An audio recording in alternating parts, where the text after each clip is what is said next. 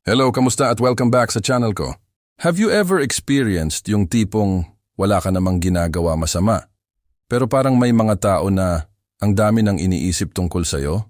Yung kahit tahimik ka lang, may sarili silang kwento, may sarili silang interpretation, tapos ikaw pa ngayon ang bida sa istorya na hindi mo naman sinimulan. Sa pamilya, sa trabaho, kahit sa mga kapitbahay. May mga ganun talaga, yung parang kahit anong gawin mo, may masasabi at masasabi pa rin sila. Minsan nakakapagod, di ba? Yung tipong gusto mo na lang magpaliwanag, maglinaw, i-defend yung sarili mo para lang tumahimik sila. Pero ito ang tanong, kailangan mo ba talagang sagutin lahat ng iniisip nila? Kasi ang totoo, habang tumatagal tayo sa buhay, mas nagiging malinaw na hindi mo kayang kontrolin ang iniisip ng ibang tao. Kahit gaano ka pa kabait, kahit gaano ka pa kaayos, may mga tao talagang mag-iisip ng gusto nilang isipin. And here's the real freedom. Kapag natutunan mong sabihin sa sarili mo na, sige, hayaan mo silang mag-isip. Sa video na to, pag-uusapan natin kung paano mo matututunan yung ganong klaseng mindset.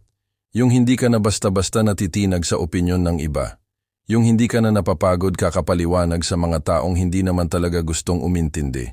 At higit sa lahat, kung paano mo mapapanatili ang peace of mind mo kahit maraming ingay sa paligid mo. Kasi ang totoo, habang tumatanda tayo, hindi na importante yung dami ng taong naiintindihan ka, kundi yung tahimik ang isip mo at payapa ang puso mo. Ngayon simulan natin sa pinaka-basic pero pinaka-makapangyarihang idea. Hindi lahat ng opinyon kailangan mong sagutin. May mga tao na ang hobby na nila ay mag-comment, mag-observe at magbigay ng sariling version ng buhay mo. Kahit wala kang ginagawa, may kwento sila. Kahit tahimik ka, may meaning sa kanila. Pero hindi lahat ng yan ay kailangang sagutin mo. Isipin mo ito, kung may mga dumadaan sa kalsada at may sinasabi sila tungkol sa suot mo, titigil ka ba at magpapaliwanag isa-isa? Hindi, di ba? Kasi alam mo sa sarili mo kung ano ang totoo. Ganon din sa buhay. Hindi lahat ng salita deserve ng response mo. Minsan ang pinakamalakas na sagot ay katahimikan.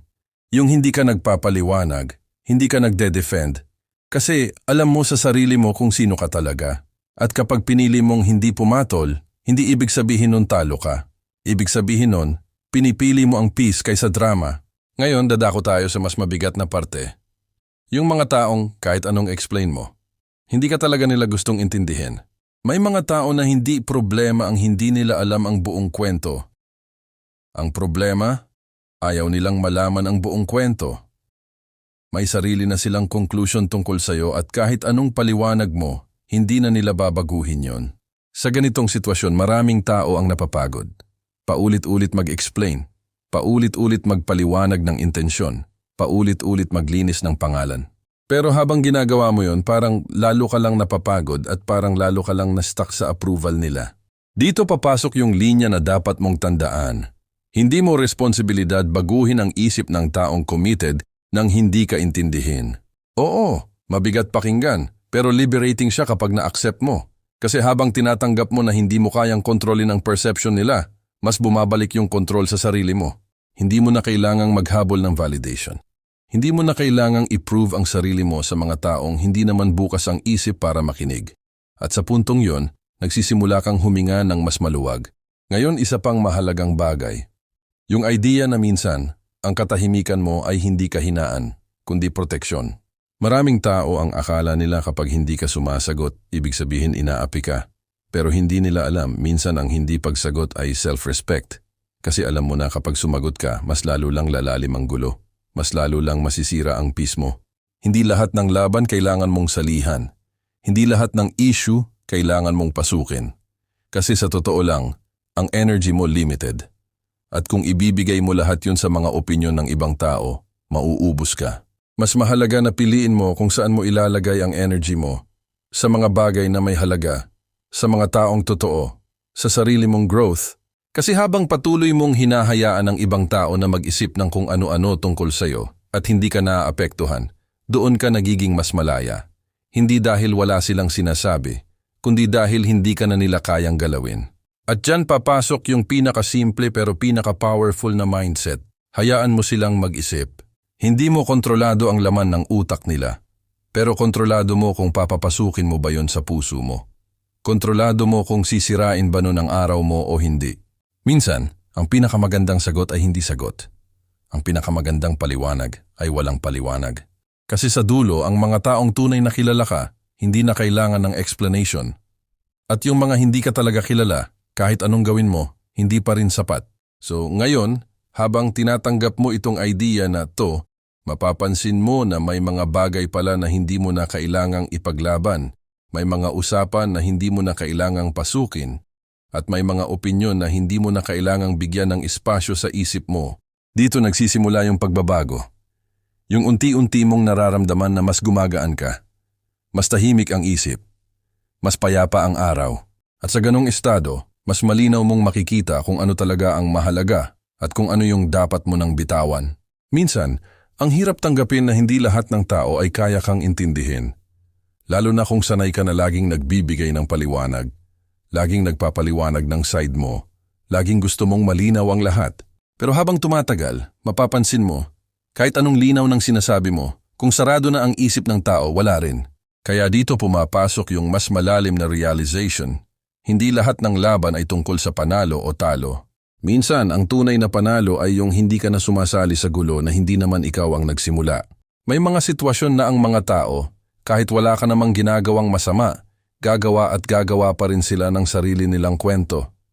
Yung tipong may interpretation sila sa bawat galaw mo. Kung tahimik ka, may ibig sabihin daw. Kung masaya ka, may tinatago ka raw. Kung nag-focus ka sa sarili mo, mayabang ka na raw.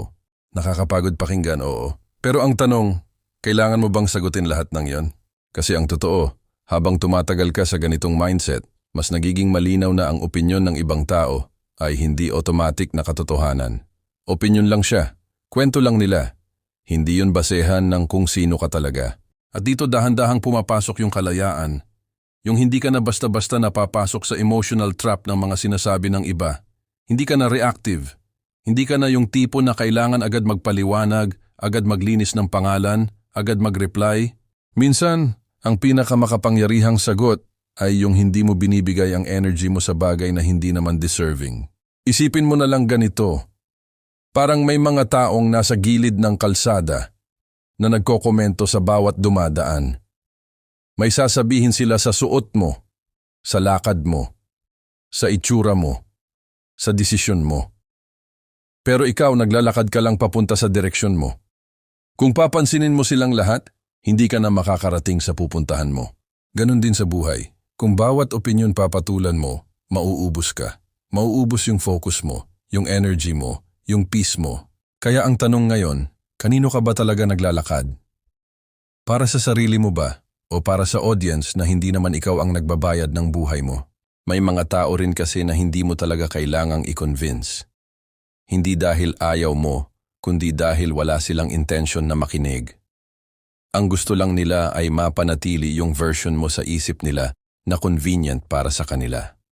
Kahit hindi totoo, basta swak sa kwento nila. At kung papasok ka doon, paulit-ulit kang mapapagod, paulit-ulit kang mag-e-explain, paulit-ulit kang magbibigay ng sarili mong peace kapalit ng approval na hindi naman genuine. Dito mo marirealize na hindi lahat ng relasyon ay dapat pinipilit i-clarify. May mga bagay na mas okay nang iwan na lang sa tahimik. Kasi hindi lahat ng misunderstanding ay kailangang ayusin. Lalo na kung ang kabilang side ay ayaw naman talagang mag-ayos. At isa pang mahalagang bagay, hindi mo responsibilidad ayusin ang isip ng mga taong decided na kung sino ka na sa kanila. Hindi mo na kailangan maging lawyer ng sarili mong buhay sa bawat tao. Hindi mo kailangang ipagtanggol ang bawat desisyon mo sa mga taong hindi naman interesado sa buong kwento mo. Kapag natutunan mo ito, parang may bigat na unti-unting nawawala sa dibdib mo. Yung dati, lagi kang kinakabahan sa sasabihin nila. Ngayon, parang, okay lang, isipin nyo kung anong gusto nyong isipin. Hindi dahil wala ka ng pakialam sa tao, kundi dahil pinipili mo na yung sarili mong kapayapaan. At sa totoo lang, hindi ka magiging masama dahil dito. Hindi ka magiging cold. Hindi ka magiging walang pakialam sa mundo. Mas nagiging matino ka lang na tao na alam kung saan ilalagay ang limitasyon niya. Kasi may difference yon between being kind and being available for unnecessary stress. Minsan kasi, akala natin kailangan nating i-please lahat para maging mabuting tao. Pero ang totoo, Ang pagiging mabuting tao ay hindi ibig sabihin na kaya mong pasanin lahat ng expectations ng iba. May boundaries din dapat. May hangganan din kung hanggang saan ka lang dapat umabot. At habang pinipili mong mag-set ng boundaries, unti-unti mong nararamdaman na mas gumagaan ang buhay. Mas tahimik, mas malinaw, mas ikaw. Dito mo rin mapapansin na hindi lahat ng tao ay mawawala kapag hindi ka nag-explain. May mga taong mananatili kahit tahimik ka. At yung mga yon, sila yung mas importante. Kasi ang totoong connection hindi nakabase sa dami ng paliwanag. Nakabase yun sa understanding kahit walang salita. At habang tinatapos mo itong part na to, dalhin mo yung idea na hindi mo kailangang ipaglaban ang lahat ng bagay. Minsan, ang pinakamatalinong move ay yung umatras ka, hindi dahil natakot ka, kundi dahil alam mo na hindi worth it ang energy mo. Hayaan mo silang mag-isip, hayaan mo silang gumawa ng kwento nila. Ikaw, magpatuloy ka lang sa direksyon mo. Kasi sa huli, hindi naman sila ang mabubuhay sa buhay mo, kundi ikaw. At habang mas lalo mong tinatanggap yung idea na hayaan mo silang mag-isip, dahan-dahan mong mararamdaman na may mga bagay pala na dati sobrang bigat sa dibdib mo. Ngayon parang hindi na ganun kabigat. Yung mga dating iniisip mo na, ano kaya sasabihin nila o paano kung mali ang tingin nila sa akin, unti-unti siyang nawawala sa priority ng isip mo. Hindi dahil naging manhid ka, kundi dahil mas naging malinaw ka na sa sarili mo. Kasi sa totoo lang, maraming tao ang nabubuhay hindi para sa sarili nila, kundi para sa imagined judgment ng ibang tao. Yung tipong kahit wala namang nagsasabi, iniisip mo na agad kung ano ang iisipin nila. Parang may invisible crowd na laging nakatingin, laging may opinion. Pero tanungin mo sarili mo ngayon, totoo ba talaga yon? O ikaw lang mismo ang naglalagay ng pressure sa sarili mo? Kadalasan kasi, mas malakas pa yung boses ng imagination natin kaysa sa totoong sinasabi ng tao.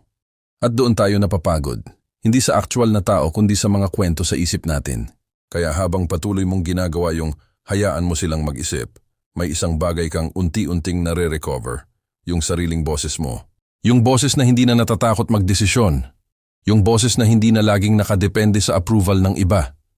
Yung boses na nagsasabi, okay lang kahit hindi nila maintindihan, basta alam ko kung ano ang totoo para sa akin. At alam mo kung ano ang interesting? Kapag hindi ka na masyadong affected sa iniisip ng iba, mas nagiging klaro kung sino talaga ang totoong nandyan para sa'yo. Kasi may mga tao, nandyan lang sila habang convenient ka sa kanila. Pero kapag hindi ka na nag-a-adjust sa expectations nila, bigla silang nagiging distant. At sa simula, masasaktan ka. Normal yon, kasi sanay ka na may approval sila. Pero habang tumatagal, maiintindihan mo na hindi lahat ng nawala ay loss. Minsan cleansing din yon, kasi mas nakikita mo kung sino talaga yung totoo at sino lang yung nandyan kapag aligned ka sa gusto nila. At dito ka unti-unting nagiging mas selective. Hindi ka na basta-basta nagbibigay ng energy sa lahat. Hindi ka na basta-basta nagpapaliwanag sa lahat. Hindi ka na basta-basta nag-o-open ng sarili mo sa lahat ng tao. Hindi dahil nagiging masama ka, kundi dahil natuto ka na mag-ingat sa sarili mong peace. Kasi ang peace, hindi yan basta-basta binabalik kapag nawala na. Kaya habang meron ka, pinoprotektahan mo. At isa pa, may realization ka rin na dumarating. Hindi mo pala kailangang maging consistent na likable para maging valuable. Ang daming tao kasi, ang thinking nila kailangan lagi silang approved ng iba para maging okay sila. Pero hindi yun totoo. Hindi mo kailangan maging perfect image sa mata ng lahat. Kasi kahit sinong tao, kahit gaano ka pa kabait, kahit gaano ka pa kaayos, may masasabi at masasabi pa rin ang iba. So kung ganun lang din, bakit ka pa magpapagod? Mas maganda na yung energy mo na pupunta sa pag-grow mo, sa pag-heal mo, sa pagbuo ng buhay mo na tahimik pero solid. Kasi ang totoong strength hindi yung palaging sumasagot, hindi yung palaging nag-e-explain, hindi yung palaging nagpapaliwanag. Ang totoong strength ay yung kaya mong manahimik kahit may ingay. Yung kaya mong magpatuloy kahit may misunderstanding. Yung kaya mong hindi madala sa emosyon ng ibang tao. At habang ginagawa mo yon, mapapansin mo na may bagong version ka pala na lumalabas. Mas calm, mas grounded, mas hindi reactive. Hindi ka na yung taong madaling maapektuhan ng bawat tingin, bawat salita, bawat hula ng ibang tao. At dito mo marirealize, hindi pala kailangan maging complicated ang buhay. Minsan simple lang ang sagot, hayaan mo silang mag-isip. Hindi mo na kailangang ipaliwanag ang bawat galaw mo. Hindi mo na kailangang ipagtanggol ang bawat desisyon mo. Hindi mo na kailangang ayusin ang isip ng lahat ng tao. Ang kailangan mo lang gawin ay magpatuloy. Dahan-dahan pero tuloy-tuloy. Tahimik pero buo ang loob. Hindi para sa kanila, kundi para sa sarili mo. At sa huli, mas magiging malinaw sa iyo na ang tunay na katahimikan hindi nanggagaling sa kawalan ng ingay sa paligid, kundi sa loob mo mismo kahit maingay ang mundo. Kaya kung may natutunan ka sa video na to, huwag mahiyang mag-comment para ma-share mo naman ang kwento mo.